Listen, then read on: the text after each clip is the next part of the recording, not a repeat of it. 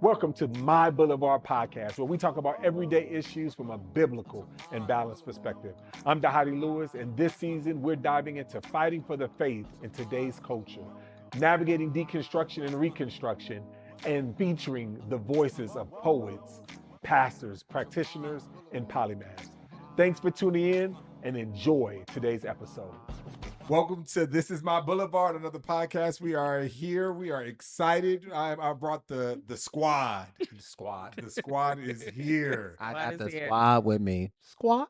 Okay. No, Oh my that was God. nothing. Squawk. That's what that was. Yes, I love the All right. joy in the room. It's just like Yeah. I don't know if it's fatigue. We've Delirium. delirium. Yeah. Is that what it is? Yeah. So Anastasia starts throwing these quips out, and the Joya kind of she starts Don't sarcasm be like that. comes in quick. Don't do me like that. No, I'm gonna be on my best behavior since the man of God is here. Oh, amen. Not usually with the man of God. Not usually. There we go. Already. Already. All right. So, but today, I mean, that's an interesting dynamic because that's what we're going to be talking about. Like, there was a time that you would have made that statement and said the man of God, and it would have meant something. It would have had some weight. Even as a person who I wouldn't consider myself being raised in the church. I would have said, yes, the man of God. There was a certain honor and respect. You don't do certain things on Sundays, all the stuff. You remember Friday? You know, Yes. so like, it's like there was this like rules, whether you're in the church or Yeah. not in the church. Yeah. Yeah. Yeah. It seems like that's no longer the thing. It's like the man of God is actually the problem. You are the man, Yeah. right? In the sense, and it's creating, and that has caused so many people go through what we are going to talk about today, like this, what deconstructing and now I would consider reconstructing. And that's really what today's topic is, the deconstructing and reconstructing. I just feel like over these last, let's just say 4 years, let's just say 4 years. It could have been a lot before that. But over these last 4 years since COVID, it seems like I have come across so many people who are either deconstructing, decolonizing, it's like a lot of D. But the problem was I didn't see a lot of people constructing or recolonizing to the scriptures. And so I just really wanted to kind of get your initial thoughts. Like what are your thoughts on that? I mean, am I off on that? Do you guys agree? Do what are your thoughts on just my observation? Because it's anecdotal. I have no stats to say that is actually what is happening. Yeah. It's still legitimate. Yeah. Sometimes anecdotes are the best place to start. I can kick us off as a person who went through a pre-pandemic deconstruction and reconstruction. It really is a thing. The impetus for me was going to seminary. I went for 1 year, so and just learning everything that I was learning, not just like about what was within the Bible, but like how the Bible was constructed, was very disorienting for me, like very disorienting in large part because this is information that I didn't get like from my church. And so I feel like that is an example of what happens today is that folks get new information about not just the history within the scriptures, but the history of the scriptures. And then they have to wrestle with that along with whatever disappointments they may have experienced, whatever just lack of alignment that they may have experienced in their churches. And then I think on top of that, there are some of us who just want to do what we want to do. And all of those things create a perfect storm that lead to deconstruction. Now, I had a deep and intimate relationship with Jesus.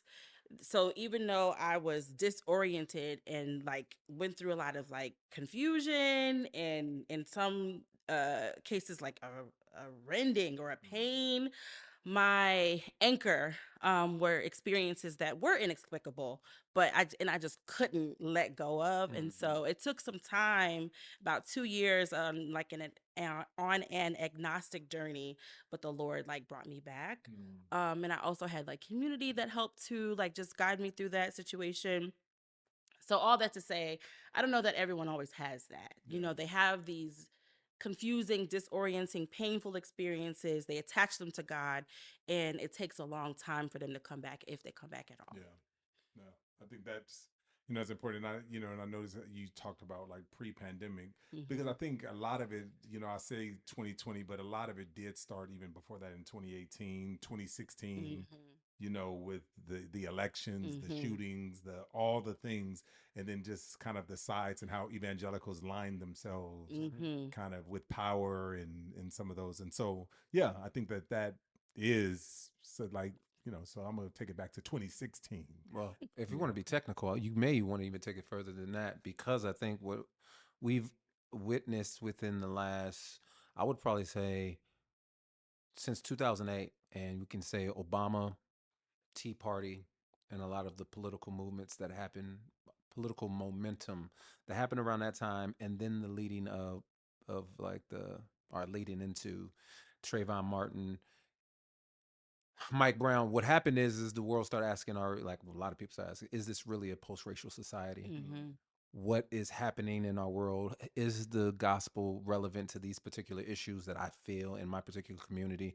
And so that, I think, was my impetus Mm-hmm. for my own personal deconstruction, which was around 2010, 2011. Mm-hmm. And when we talk about deconstruction, I think, once again, I am no expert on this topic, but I do think that you can talk about it on a spectrum, because there are some people who deconstruct their faith.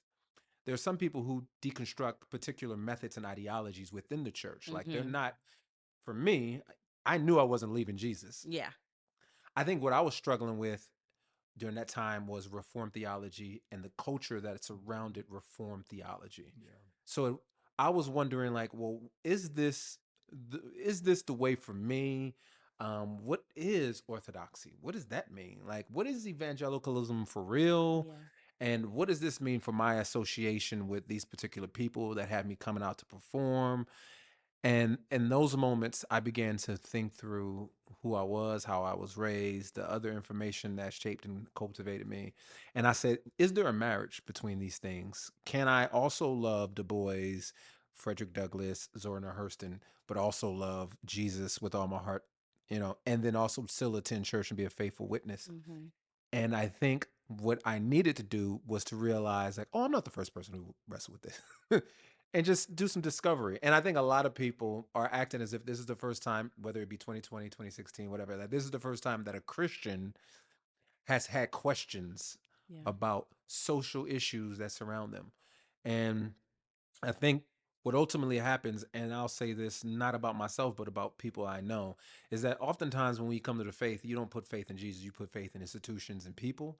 And then you find that those people and institutions disappoint you. And then you say, oh, well, this faith is Mm-hmm. Yeah. So garbage. let's talk about that because both of you guys alluded to it in your answers, the idea that I knew I wasn't leaving Jesus or I had a personal, intimate relationship with Christ. I mean, but my question, with that is the idea of how much confidence are you to have or not have in the church, and have people lost faith in the church? Because ultimately the church is Christ's bride. It Mhm. is the tangible expression. And what amazes me oftentimes is that there was never a period in the scriptures where you saw the church just operating Come on. like, in a way Listen. that it was just kind of like, oh man, this was the type of church. Absolutely. Like every period. So it's sort of like the Bible tells us that there's Yeah. never a period Yeah. that the institution was operating in the way that it was supposed to be operating. Mm-hmm. But it's just interesting that now it's just like when we experience that within, it's just like you said, we totally give up. But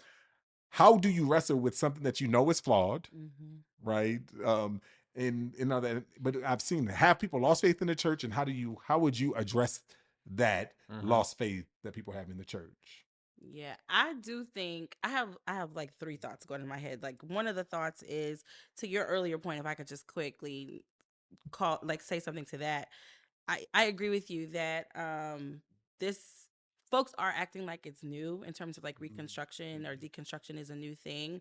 I do think that there, especially in particular cultures, there was this we would just have your little cousin over there that was doing like their deconstruction thing, and they were, I don't really rock with God, but I'll come on, like I'm seeing me, what is it, like Christian Christmas, Mother's Day, and Easter Christians, like Mhm. that was like a thing. Yeah, yeah. But I think the way that we communicate with one another, like social media and other digital Yeah. channels, like the amount of questions that I think have bombarded pastors, other Christians from a lot of different spaces, the way that folks are communicating and confirming their suspicions about the church is on another level. And I think Absolutely. that's what we're experiencing. It's like not a new human phenomenon, but a new communication phenomenon. And we're having to like to respond to that. To your question about or to your comment about like you're right, like there was no perfect church. Another thing that was interesting in the scriptures though is like there was always someone speaking directly to those churches and bringing correction in a way that I don't know that is happening now. That's good. Like whether it was like Paul in his epistles or like the book of Revelation was like, this is the type of church that you are, this is what the angel of the Lord is saying to this church, and like bringing correction but then also hope for reconciliation. And And that was also probably with the type of authority. with the type of, that's exactly what I was about to say, with the type of authority. So not like just some random person complaining There's a about lot of the people church. speaking Yeah, right now about the right. correction of the church. Not just some random person, like, and also like in a way that's like full of love and not devoid of love too, right? So like Paul had harsh words to share with the churches but he was full of love for them. What we see in the book of Revelation is also not devoid of love. And so I think that's something that's a little bit missing in terms of like the course of the conversation. It's like, who are the folks in authority that can speak to the foolishness in the church and not let it like sit there, but call it out in love, Right. and like chart a path forward. But and I hear that, and I think that is correct, and I think, but I think oftentimes we think that the church responded to Paul's letters, Yeah, and like, that's a good, yeah. but you know what's interesting? The book of Ephesians. If you look at the book of Ephesians, it's talking about love. Like, do not lose kind of the love and all of the things that you see that Paul is calling people back, and he prays twice for them. First, in Ephesians 1:15 to 18, and then also in chapter 3 he prays. You have the time, and then John, in what you referred to in Revelation, what was still the rebuke? Love. Yeah. Like, you've done all these great things, Mhm. but this is the one thing that I Yeah. have against you, love.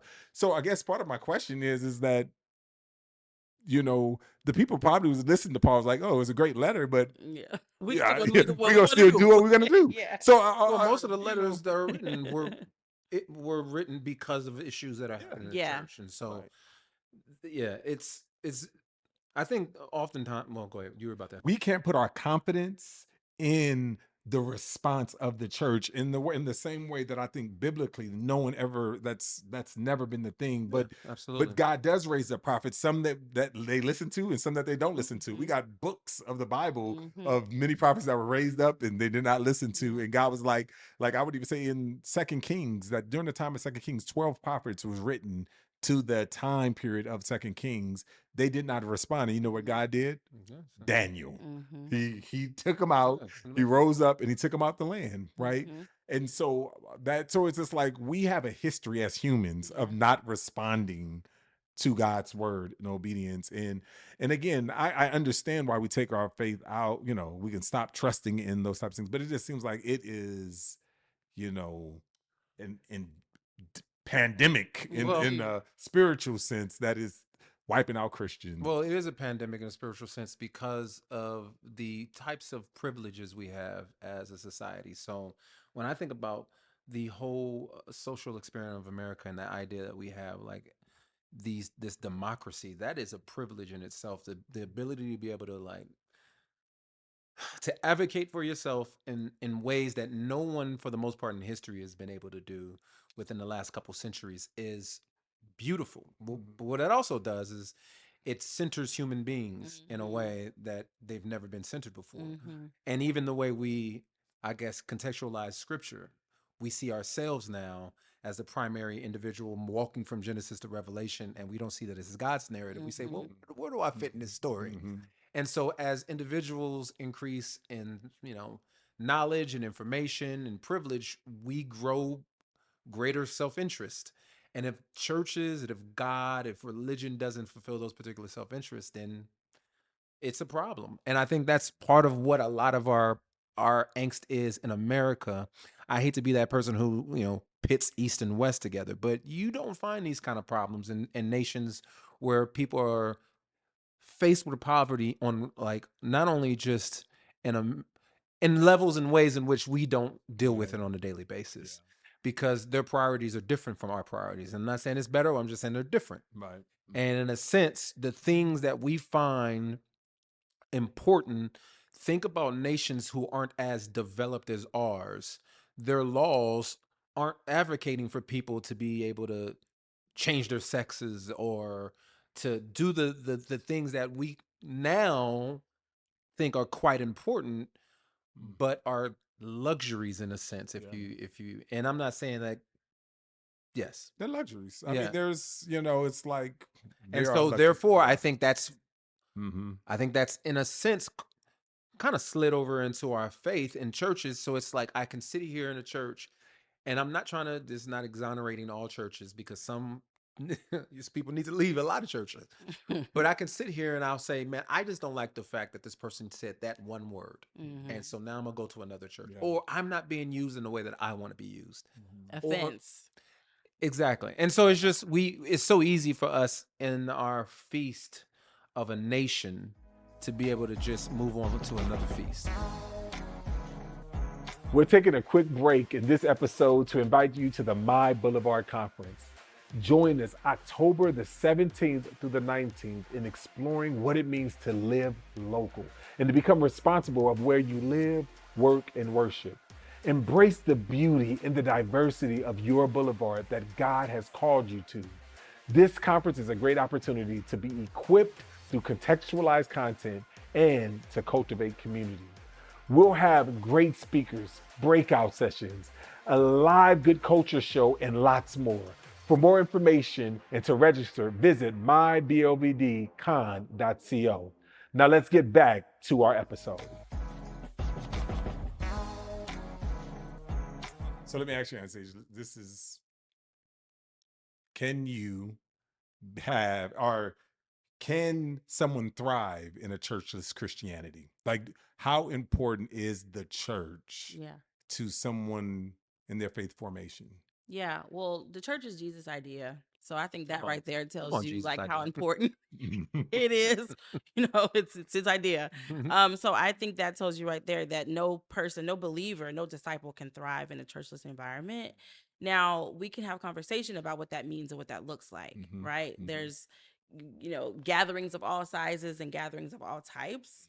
But I do think that the people ought to gather because the good book says that they Yeah. ought to. I just don't know how you withstand temptation, how you go through just the general sufferings of life, how you grow, how you learn to not trust in your own voice, without like Come on. community and leadership. Right. Um, So is it, let me ask you, is it just community? Because I mean, there's people who says, I have Christian friends. nah, I said and Like, leadership. okay, Yeah. okay.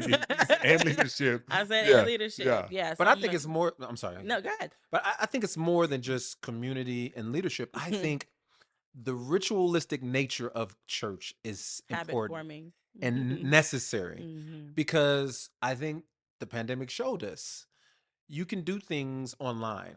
You can do things in isolation, but there is nothing like hearing hundreds of other voices sing with you unto a God that is personal. Mhm. And that does something to our soul. I think you can go to any tribe in any nation, anywhere, and there are ways in which people commune and show appreciation to their God. Mhm. They don't do that in isolation. And I think that is highly important to not only habit formation, but identity formation, spiritual formation, especially. And I think when you are a churchless Christian and you just kind of go about doing things in even your rituals in isolation, they have less power and have less meaning, honestly, too. It's like working out without accountability. Yeah. It's like you can, yeah, I'm gonna shut it down after 10 minutes. Well, I just don't think that we were designed to do anything in isolation. Yeah. Like Yeah. nothing. Like Yeah. as human beings, like family is exists for a reason. You know what I mean? So whether it's, sharing food together, whether it's singing songs of worship together, whether it's studying the scripture together, like there's just nothing that we were meant to do alone.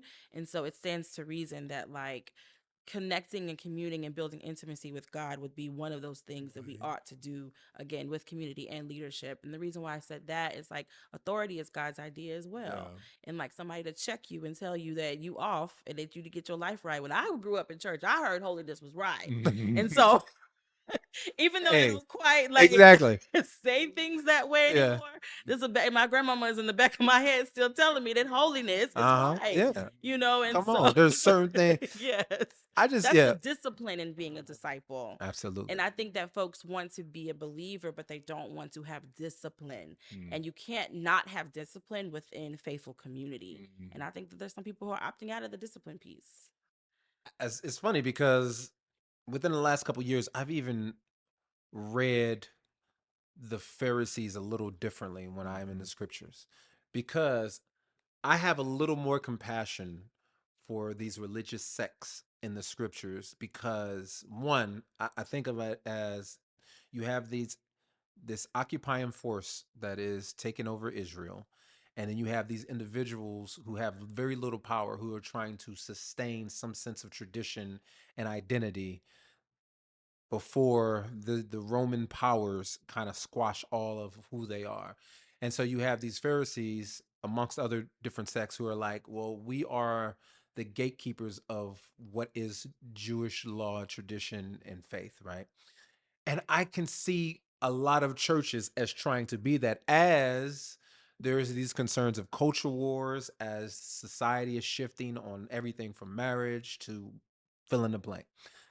And in a sense, I see why people are anxious, like are frustrated with the church, because sometimes when you are trying to be protective of an institution or a thing, you go overboard. Mm. And so you talk about holiness, grandma in the back of your head. It's like the idea of holiness is amen, grandma, but I don't have to wear a skirt all the way down to my Exactly. ankles. You know what I'm saying? Like, chill. Like when I come into church, I don't have to take my hat off. Yeah. Matter of fact, you're being disrespectful right now wearing your hat inside the building. Mhm. And so here's the things that they would take to the furthest extent, where Yeah. in a sense it's like, but man, really it's just your soul. Like, what Yeah. about your soul? And I think a lot of churches, and you in particular as a pastor, need to understand, like, oftentimes it's not just the good doctrines that you bring, it's the ideologies you guys carry along with you as leaders, which draw people to say, well, is this necessary? And then they begin to question that, and then they end up throwing, as they say, the baby out with Well, the the line bathwater. just continues to move. Yeah, And Yeah. then I think that what you have is like shepherds who really care about the souls of people. absolutely. You get afraid. Like if the line continues to move, at Yeah. one point does like that stop? You know what I mean? Right. At one point do we have to like just say like, all right, enough is enough? And I'm glad you said that, because part of this, I feel like pastors, especially minority pastors, let me kind of, I feel like we have been silenced Mm, in a lot of ways. And this is part of the reason why we're seeing only white mm, evangelicals in the media, and, and trying to uphold truth, because, if you look at throughout history, there's always been minority leaders, whether you agree with their doctrine or not, Mm-hmm. like that was from the church, like Jesse Jackson Yeah, and reverends. like reverends. They And had you've the always had monopoly. people in Yes. the front speaking during the pandemic, after the pandemic. Like, who are the church leaders? Who are the people speaking, thus saith the Lord? And I think where there was that void, then that's when places like Black Lives Matter and these mhm. other organizations, they filled in that space, and there was never any counter Yeah. part, in the, and so in its silence, like you said, the line is moved, because now as the pastor, it's like, well, I don't want to think I'm not down for the cause, so I'm not Yeah. going to say it. But at the same time, that's not in the Bible, so Yeah. I'm not going to. Okay, It's so, all right. and it's Y'all that got a hard tension, job. Y'all that got a hard job. it is that Don't tension. sign me up, coach. He said, don't sign you up. No, thank you. But okay, well, a couple more minutes, because I think that is, and I'm going to write a pastor about pastor hurt, right? Mm. And then, like, because I think that is the story that is not talked about, and I'm going to talk about it through the book of Second Timothy. And I think Well, Paul is hurt, nobody empathizes with but leaders who I'm hurt. okay. I'm Yeah, okay. The pastors need it, so I'm yeah. only going to I send hear They you. do. I hear you. 15 They do. copies. I'm going to sell 15 copies. So Yeah. like I'll buy 15 of the some for my pastors I know. parents. Yeah, they Yes. need Yeah, that. So nobody empathizes with leaders who hurt. who hurt? It's like you hurt many people, and now you want us to feel bad for you. Now yes. So anyway, I hear you though. But people used to always, people used to always say growing up, like whenever things are happening, people are in this deconstruction, decolonizing, all the D. And then my grandma used to always say, "Well, how's that working out for you?" Mm-hmm. Right? And I think now people are saying, "This ain't working out. Like this, Yeah. me on my own, this churchless. Yeah. Like it was bad. I had some struggles and some challenges, but this churchless Christianity is also not. And we're justifying. And now you have so many people who I know who are now taking their whole platform is attacking the church, Yeah. you know, because they have to justify kind of their hurt and all of those things.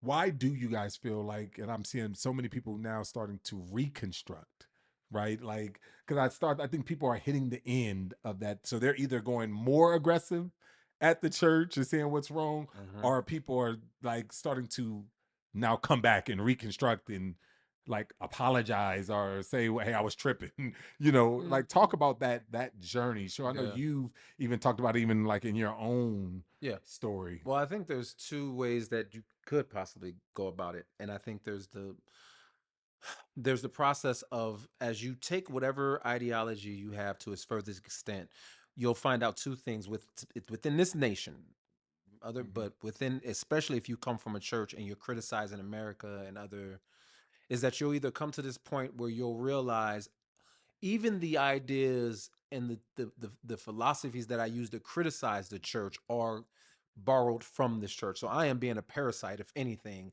by taking things from this faith tradition that I'm calling illegitimate or critiquing to critique itself. It's like you have no morals to stand on.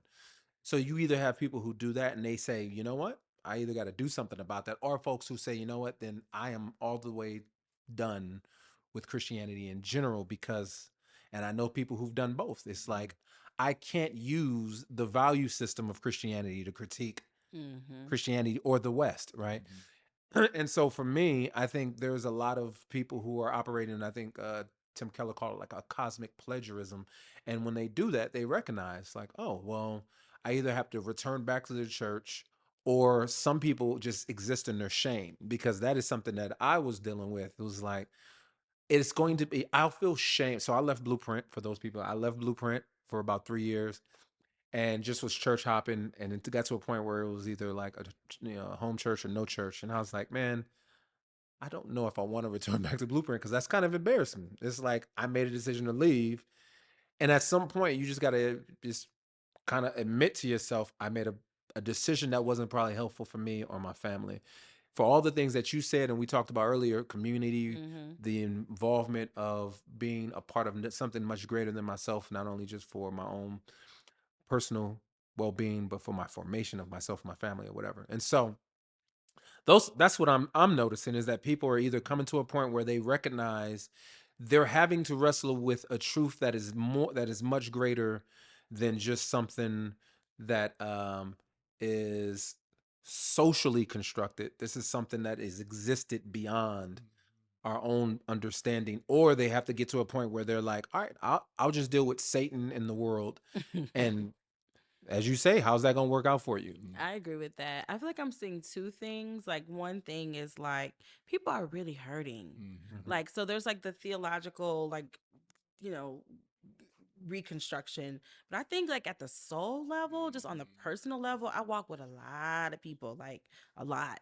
And people are really going through on a very personal level, and Jesus is the answer for that. And like they've like tried, like it's like you've tried all these other things, but like they really are finding that Jesus is the answer to for that. And like to go back to the other thought too is we don't have time to expound upon this, but I think another reason why people decided to leave the church was like this utter like powerlessness that I think the church was like displaying. We could talk about what that means, Holy Spirit power, but then also just like engagement in the Yeah. world to shift things in the world that people wasn't with. They just wasn't. Well, I'm gonna come. You're not about nothing. You can't do nothing. So I'm not gonna rock with you. But I think so. And I do think that's a really good observation Yeah, and a good question to ask, like, what is the church responsible to do? yeah. Because I think that is something that often people see as a failure. It's like, Mhm. and oftentimes it's like, well, is that the church's responsibility to address or to do something about that particular The thing? So church's yeah. responsibility is to build up disciples who then serve. Like that's the church's responsibility. And I think that for a long time, discipleship, like active, intentional discipleship, almost seemed to like fall to the wayside. and we started like just focusing on what the preached word, which is so important, but like building up other people to be the hands and feet of Jesus. We stopped doing that, and the world was all the worse for it. So And that leads to my second okay, point, which is before you move on, I just want to say this. Before you remember that second point. Remember that second point. Yeah, I will. Because there's something I want to build on with this. Because I believe the African American church, or the display of African American faith in this nation, has been the best and worst thing for the church. The best, in a sense, it's been a wonderful example on how to hold practice in orthodoxy, in a sense. Some people will debate, but the reality of walking through what does it mean to have a faithful witness on a plantation all the way up to the civil rights movement. These are people who have been great demonstrations of what it looks like to put faith in action. Yeah. However, it's been the worst because now everybody expects every church to be exactly that all the time in every situation. Yeah. And I think that's unfair to a lot of people, not just for Black churches, but white churches, Latino churches, everything. So That's good. And Yeah. you're gonna close us out with this thought. Okay. So I really do appreciate that. And then also whatever your thought is, also give us some direction on how do we move forward. Yeah. How do we move forward? Well, I think it'll be like, I think it'll answer that. And so I think another reason why folks are reconstructing is because I feel like churches are redesigning. They are rethinking like the way that they do things. Like Blueprint and my Boulevard is like an example of that, where now you're inviting in an intentional way other gifts to serve and to lead in ministry, to make disciples, and people want to be a part of that, right? So in terms of like activism, we could talk about the church's responsibility to be activists, but the church ought to be active. You know what I mean, in their context. And so I am a witness to a lot of churches and faith rooted organizations in the city where I live, where that is starting to happen and is drawing people back in and like connecting like faith formation and intimacy with Jesus to like service. I'm starting to see like a bubbling up of that again, and I think that people want to be a part of that. That's good. I mean, that's one of the core tenets of being an evangelical, and I even know that word is kind of been taken, but an evangelical has 4 core tenets. Number 1 is Christ alone, that we believe that the Bible is the final authority. We believe that you must be born again, converted. this is his attempt to get you guys to be evangelicals. I And just want to then, let you know. and then the fourth is activism, right? You need to be active about your faith. And so this is not my attempt, because most of the people, That's evangelism for most people, though, Well, not what- necessarily activism in the way that you. no, it's actually activism. Like Okay. in I in know the what he sense of says. I know evidence- what I know. evidences. I know what he says and what he's right. But I don't. Anyway, I say I don't think people see that as actual. Right. A lot of people don't see that as Right. active. They just see it as But- sharing your faith, and as you share your faith, But the world will that change. is, to me, the beauty Yeah. and the curse, Mhm. or the burden of Mhm. Christianity. I believe that deconstruction started, not started, but deconstruction starts that we saw Jesus Mhm. in the book of Acts, right? The last question that was asked, and the first question there before Jesus was ascended was, Lord, is it time for you to put Israel back on top? Mhm. And then Jesus was like, no. That's not the type of power. Yeah. You are going to receive power, but that's not the type of power I'm going to give you. The power I'm going to give you is going to be my witnesses in Jerusalem, Judea, Samaria, and to the ends of the earth. And this is where you see the book of Acts of them deconstructing something that was homogeneous. And then all of a sudden we are having all nations. So Yeah. in the book of Acts, we end with going to Gentiles and all the problems, because the question was, how Jewish do you have to be in order to be Christian? And I think that's the same question right now that is being asked in America specifically, is how white do I have to be in order to be a Christian? How much do I have to align with your views, think like you, talk like you? But Christianity, basically, in order for it to flourish and be all that Christ has said, we could have power as a Jew in Jerusalem, in Judea, Samaria, or to the ends of the earth. And so I just think that there is health to deconstructing, but there's also, we have to reconstruct biblically. We have to reconstruct with one another. We have to reconstruct with the scriptures. And so I just think that that's going to be core, in this process. So I appreciate you guys. Thank you. That's good. Thanks for having me. Thank you for listening to the My Boulevard podcast. And be sure to rate, share, and subscribe. And don't miss the My Boulevard Conference to be equipped to make disciples where you live, work, and worship. We're only able to continue equipping leaders through contextualized content and cultivated community because of the generosity of supporters like you. To give and to help fuel the mission, visit us at myblvd.co.